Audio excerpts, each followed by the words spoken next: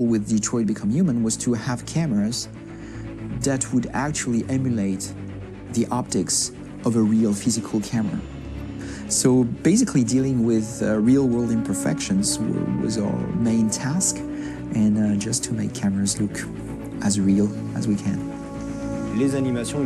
Once the animations are shot and processed by the animation department, integrated and polished, we film them. That is to say, we really do a mise en scène, as in cinema. The real difficulty of our job is to know if these cameras are telling us something. Are they in the emotion of the scene? Do they describe exactly what the action must convey, what must be felt? The most important challenge for me was one of the final scenes where Marcus decides to start the revolution and go to the battlefield. Very quickly, we imagined this to be a huge sequence shot.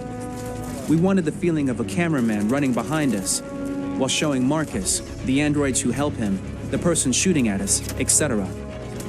Above all, it was necessary to say to oneself, this scene is very violent but does not glorify war. On the contrary, that war is something improbable and absurd. It was really a fun challenge. The idea was to say we have 3 characters. We would like each of them to have a specific cinematography. We wanted Kara to be much more filmed with some kind of handheld camera, to have something very living, very breathing. For Connor, we wanted something very cold and very perfect. And for Marcus, we wanted something epic and spectacular. So it was about the filming, but it was also about the photography. So we worked with a director of photography to give each character a different lighting, different key colors. Each of them would have their own worlds. And finally, we worked with the composers, so they would create a specific sound for each character, so each would have his own world and his own style.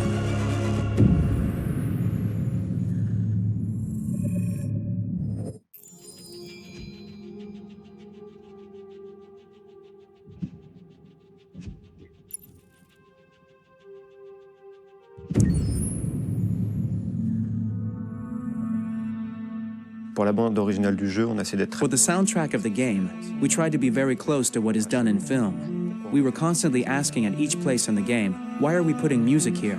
What is it going to say? So we focused the music on bringing emotion, which is interactive and supports the character's arc. I'm sorry, honey. I'm sorry. I'm sorry.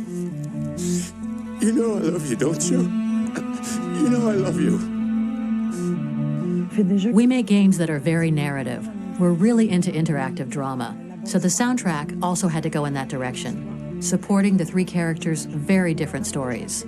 We really wanted 3 colors, 3 musical sound identities, and from there, having 3 composers made sense, since the story of Kara, Marcus, and Connor are all completely different.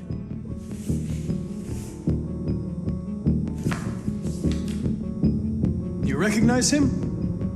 It's Carlos Ortiz. For Connor, we wanted a soundtrack that could be very cold and very mechanical, very machine-esque somehow.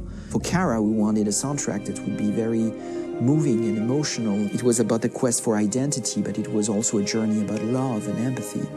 And for Marcus, we wanted something epic, something that would really represent the grand aspect of his quest. And we were very fortunate to find 3 incredibly talented composers, and working with them has been a dream, honestly.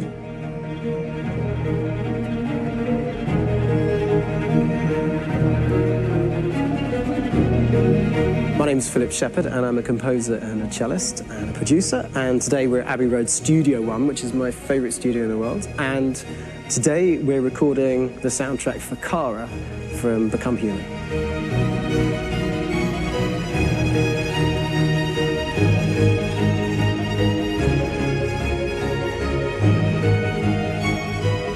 So when I compose a big project, I often travel just to kind of get out, and get some fresh air and some inspiration. And I go hiking and traveling in Montana a lot. I had a log fire in the room that I was staying in, and the flames were kind of making absolutely direct music. And it became the basis for Kara's theme, and it sounds something like this.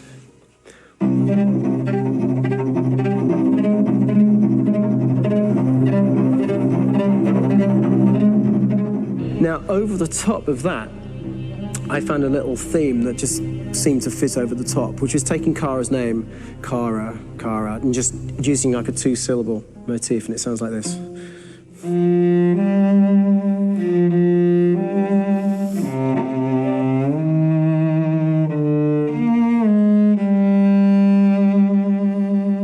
going to pull through this, Alice. As long as we're together, nothing can hurt us.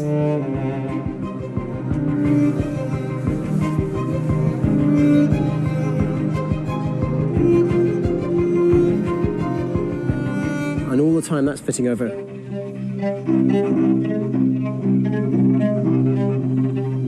So it kind of works in lots of levels. And in fact, every single theme in the score has one of those elements built into it, and it becomes sort of the DNA of every single tune.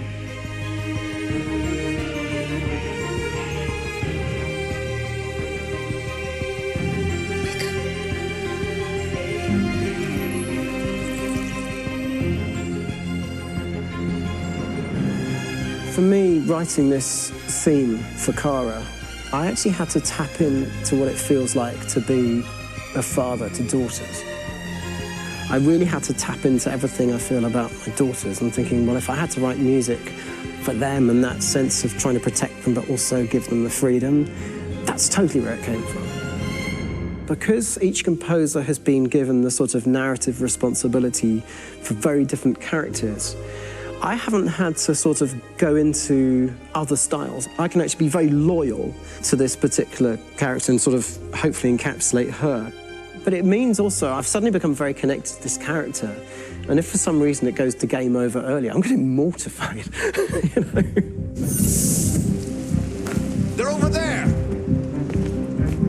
Starting a new project, for me personally, it's always finding the right tone, finding the right color, I like to call it. For me, it's finding that right texture that actually sits against picture really well. One of the biggest things is I created custom instruments for Connor.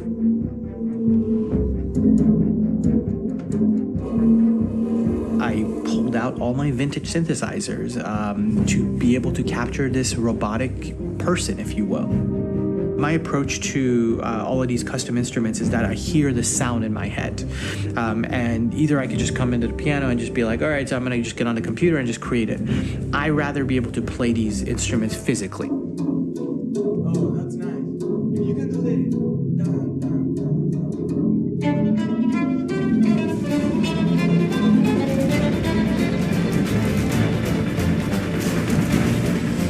As soon as you see Connor the first time, there is a really interesting thematic idea that you hear, and that's just made out of a Moog synthesizer, but completely manipulated in multiple ways. And it's robotic. It has a little bit of an emotional to it. He's on his mission, so you feel that as well. So it just kind of gives you that cold, motionless, with a mission in hand that you kind of feel throughout the whole thing.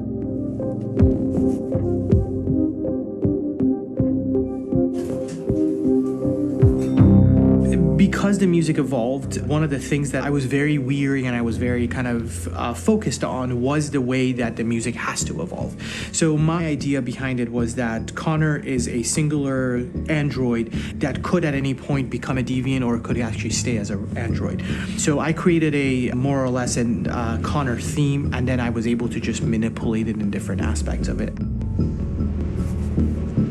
Is everything okay, Lieutenant? Chris was on patrol last night. He was attacked by a bunch of deviants. I'm a human being writing for a robot. And throughout Connor's journey, he meets someone, he meets a partner. So how do you deal with a robot feeling? And I've met a partner that I'm gonna work with, or all of a sudden he sees a dead body. Does this robot have an imagination? Does this robot have a feeling? And if yes, how do you translate that into non-emotional music? So it basically at any point I was just like, I can't do this, and then I just do it. Property was damaged and fires continue to rage in several major districts across the city. Some people are asking, have androids become a threat to our security? When I first started really digging in on Marcus, The one thing that I really tried to capture was the transformation process. You know, Marcus is this android that evolves over the course of the game and really goes from kind of figuring out that he's more than just an android. You know, he's starting to develop kind of a human soul in a way. Try to imagine something that doesn't exist, something you've never seen. Now concentrate on how it makes you feel and let your hand drift across the canvas.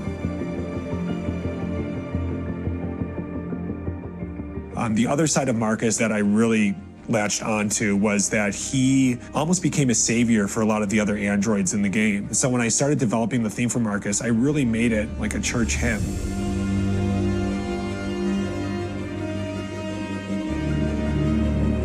I wanted it to be very simple. I wanted to make it a chordal melody. I really wanted to make it almost like a Bach hymn. The tough thing with that is it had to be recognizable. If I made it too complex from a harmonic standpoint, it would be hard, I think, for people to kind of pick it out and recognize it. It's very acoustic derived, but it's also been treated with a lot of effects and things to kind of put it into the space that I felt the sound should be in. It can be beautiful, it can be haunting, it can be extremely powerful from an action standpoint, and I'm really happy with the way it turned out. The music is there, but it's subliminal and it's emotional, and people are feeling it, and it's not distracting. And that's tricky with a game like this, where you have to have a lot of ins and outs like that, where the music kind of has to get in and out of these moments. This is a war we're fighting with the humans. If we fail, they'll destroy us. I think the game's been put together so well where I just wanted to make sure that I wasn't ruining the emotion.